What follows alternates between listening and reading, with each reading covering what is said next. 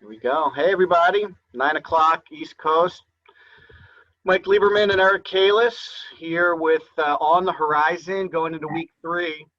It's May 4th. Welcome. It was a beautiful weekend here in Philadelphia area. So that was a lot of good news.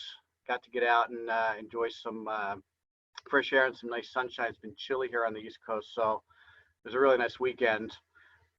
Today we're going to talk about email marketing. We have all been overwhelmed with email, and I'm sure we've all sent a lot of emails, but today we're going to talk about some tips and techniques to make your email very effective. And as a little bit of a promo, tomorrow we're going to do an interesting show behind the scenes at On the Horizon. So we're going to show you our setups and the way we record the show and some of the tech we use. A little bit of thinking that went into this and how do we make it a little more approachable and comfortable for you guys. So it should be interesting, a little bit of a different format. I'll show you what my setup looks like here. Eric will do the same. We'll talk a little bit about some of the back behind the scenes at On the Horizon. But today, we're going to talk about email marketing. As a technique, we've all really leaned into it. You guys have all seen it. You've gotten some emails from companies you've probably never gotten emails from before, even though you've been a customer or consumer for a very long time. So how do we really make sure we don't over email? How do we practice some really good email techniques? And how do we make sure that we're really getting everything out of our email marketing campaigns that we expect to? So Eric, I know you have some comments prepared. I'll turn it over to you.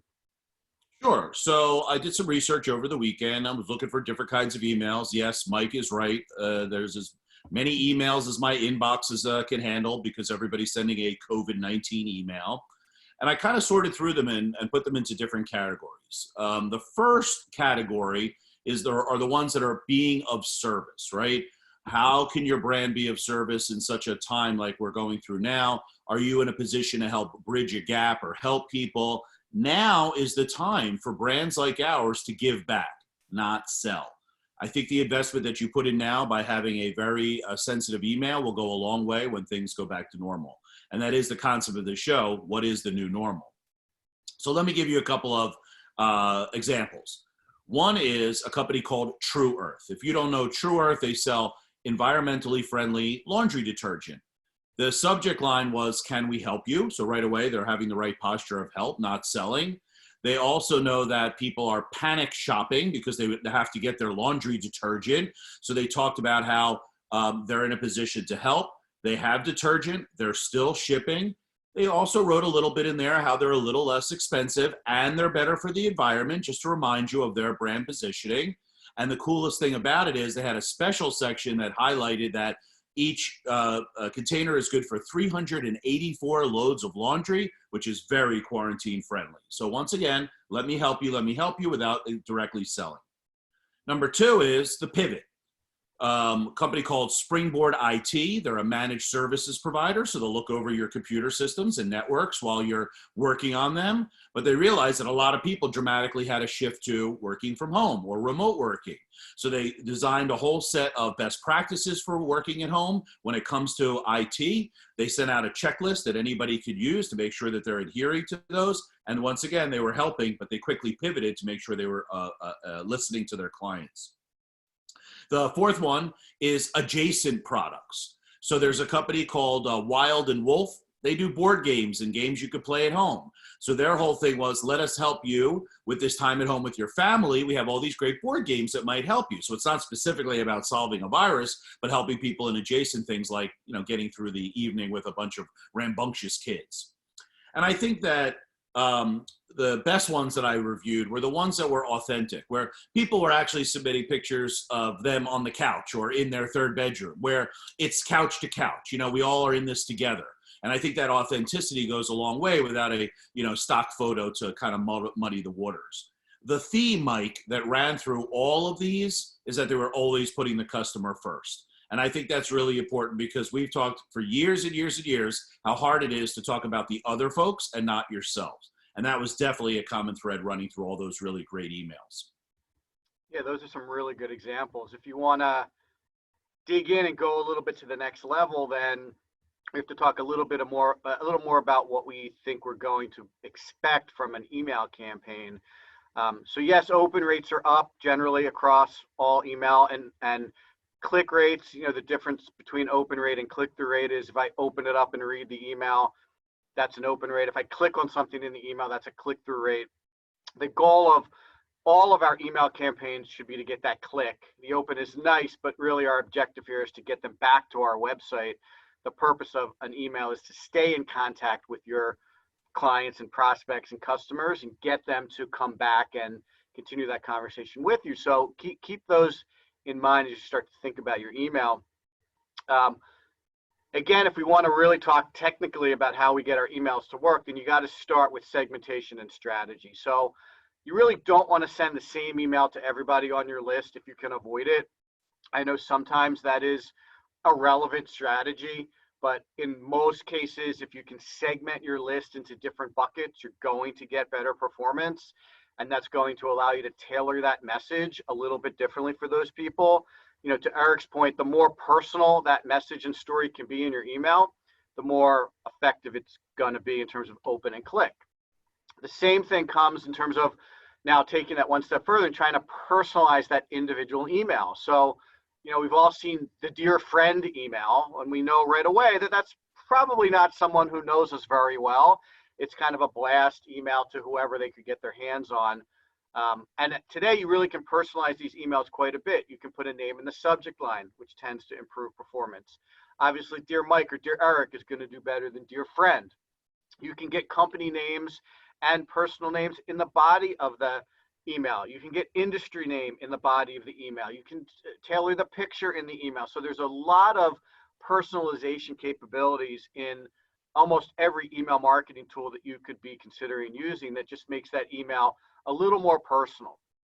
And there's generally two approaches to email. I've seen really long emails where people are expecting me to read the content of their story in that email. And I think in some cases that can be effective. But generally, as human beings, we're not great at big chunks of content. So when we see a long email, and you probably have gotten a long email from a colleague from time to time, and the first thing you look when you see that email is like, oh my God, like I'm going to look at this a little bit later. This is just too much for me to deal with right now. And that's an interesting feeling that you should take a beat to understand what's going on there. Our brains are organs like lungs and heart. And when it sees something that is too much for it to deal with, it just causes you to have that feeling of, let me look at this later. And I think in general, in email campaigns, we want to try to avoid that. So in a lot of cases, we want to keep our email copy short and succinct. Maybe 2 short paragraphs, maybe a couple of sentences per paragraph. Really get to that point quickly and have some really relevant links to get them back to your website. Obviously, once they come back to your website, you can control that experience a little bit better. If you're serving them up a very specific page to what you were talking about, it should be very targeted content and messaging. And they can then digest the rest of your content and the rest of your website at their own pace. So I tend to lead more towards shorter, more succinct emails. Obviously, you want a really solid subject line. Eric gave you a couple of subject lines, but you really want to think about what would cause the recipient of that email to want to open it and read more. The more disruptive and emotional and compelling, you've heard us use those phrases before, your subject line can be, the more likely it is to get opened. And obviously that's the first gate you need to get through when running a successful email campaign. If your copy is now tight and succinct and that story continues with relevant links, you have a very good chance of getting that click and having people go back to your website. So I think email marketing probably doesn't get enough attention in terms of how it's thought through strategically and the story you're trying to tell and the action you're trying to get people to take and the personalization of those emails. But the more energy you put into that, the more likely you're going to have a very high open rate, something north of 25 to 30% open rate, and a click-through rate that's somewhere north of 5% would all be very good data points for a successful email campaign, regardless of what's going on in the world. Now, we want to help you get better after things start to settle down a little bit. All of these things that you're practicing now to kind of cut through the clutter and make your email a little more compelling is going to help you when things get better anyway. So these are really good things you want to start practicing now. So when we start to come out of this, your email campaigns can continue to perform effectively. You're right, Mike. They are good practices, things that should have been done, but it's easy to put out a blast with a sale and call it a day. And that's where a little bit of extra work comes in, a little bit of thoughtful work comes in. So if it's okay with you, I created 5 tips for really making a better email that'll make it easier for our listeners to kind of like wrap their heads around. And then I have a 6th bonus one. For the 5 tips, number 1 is you got to maintain transparency, right? You got to tell them, hey, it's rough for us too. Here we are. Here's what's working. We had to change this. We had to change that. Our shipping is so forth. My daughter went to her bank because she rented a new apartment in the middle of this virus, and the bank was closed. They never said, hey, we're shortening hours to protect our people and save labor during this arduous time. They made her go to the physical bank and then walk away disappointed. So maintain your transparency. Tell people what's going on. Number 2, explain to them the special measures you put in place, right? Restaurants are a great example of this. Hey, we've shifted gears. Now we're doing takeout dinners. You order in advance. This is a special measure we put in place that'll enable you and your family to have a festive meal on Friday night. But here are the changes that you have to do based on relating to our company. Number 3 is clearly communicate those changes. You know, there's been a lot of like COVID-19 emails that are just noise. They're just repeating what everybody else. We're thinking of our family and friends during this period. Of course you are. But what changes does that mean to me to help me get through this? So changes like the bank hours or how you can pick up your dinner are critical.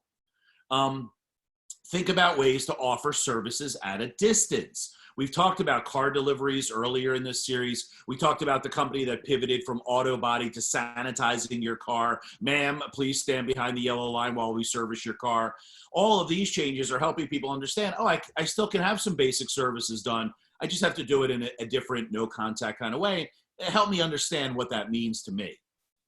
Also, you want to promote some e-commerce activities, right? So things that you've transitioned from the way you used to do things to now on an e-commerce platform, important. People are very confused. If you were here earlier in this session while we're getting warmed up, Mike and I are trying our first round of golf once this thing breaks. And now I can't figure out how to make a tee time online anymore at our favorite place simply because they changed everything up in some way that I don't know what to do.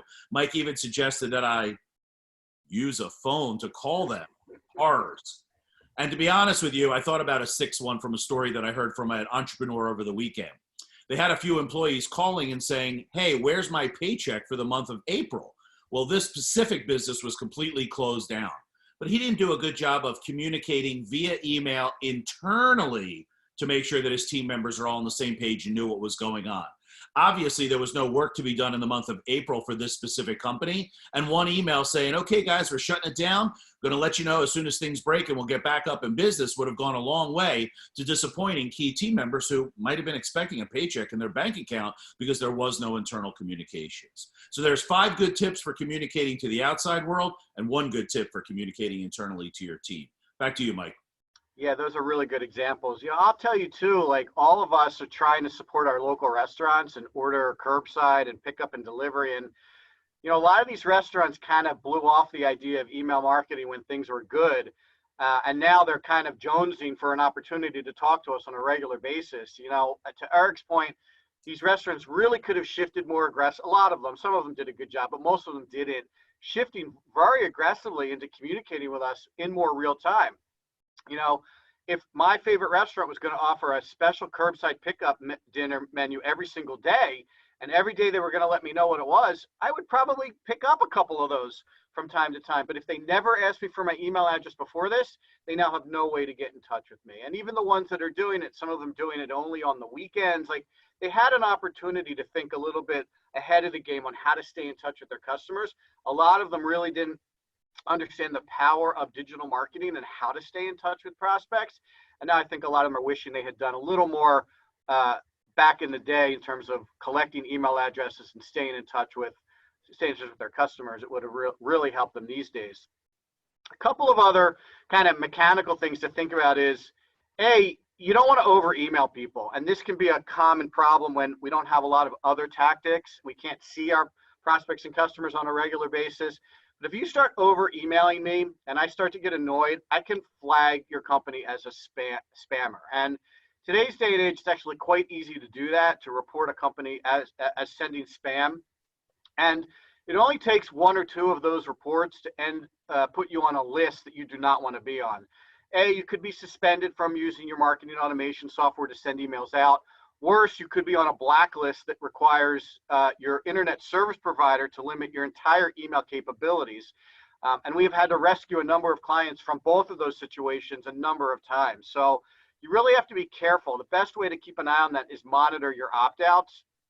Every single email you send has to have an unsubscribe feature in the email.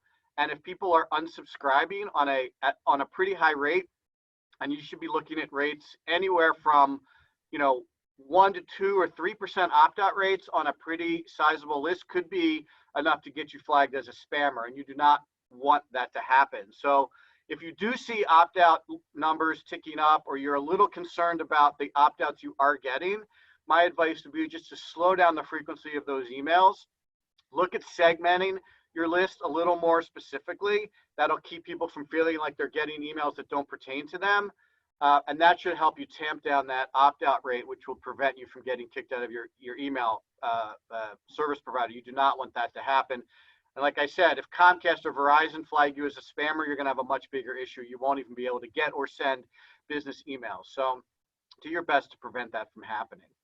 Mike, as a quick point, I love the Gap. I've grown up with the Gap. Banana Republic, buy some stuff there, no problem. They are emailing me from both of those entities 2 and 3 times a day now, which I understand why. It's, they're still getting a return on their email investment. But every time I see one come in, I'm so irritated now. It's going to take me a long time to feel good about that, because it seems like they're just like, sell, sell, sell. We talked earlier also about the subject line and the content of those emails. I talked earlier about Lucky Brand telling me that I should look good during my staycation, and it's not a staycation, it's a quarantine. And you have to be very careful about what you're writing about, voice, tone, and so forth.